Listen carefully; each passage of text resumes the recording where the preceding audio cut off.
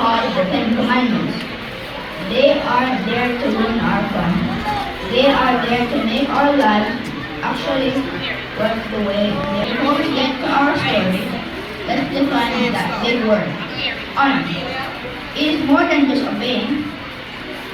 No, that's a part of it. Obeying is about what you do.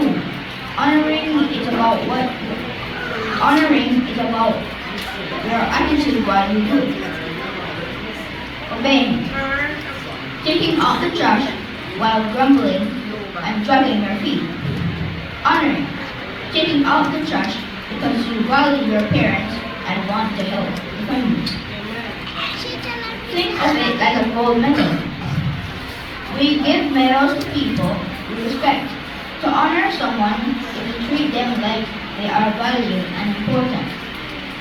Even Jesus, who was the Son of God and the King of the universe, called the fifth commandment. When Jesus was about 12 years old, his family went to the big city of Jerusalem for a festival. When it was time to go home, his parents Mary and Joseph realized Jesus wasn't with the group. They were panicking. They ran back to the city and searched for 3 days. Finally, they found him in the temple, talking to the smartest teachers in the land. Mary said, "Son, why have you treated us like this? We've been worried sick." Now Jesus was literally God's son. He could have said, "I'm doing important God work. I don't have to listen to you," but he didn't.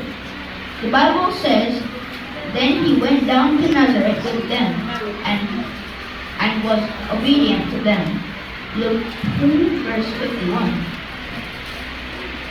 Jesus showed us that no matter how smart we are or how much we grow, honoring the people who raised us is exactly what God wants us to do. Let's look at our purpose again. Exodus 20 verses 12. Honor your father and your mother so that you may live long in the land the Lord your God is giving you. Yes. God knows that parents usually have more roadmaps of life than we do. They've seen the potholes and the dead ends. When we honor them, we are actually protecting ourselves. Imagine your parents saying, "Don't touch the stove, it's hot." If you honor their word, you stay safe. If you ignore it, you get burned.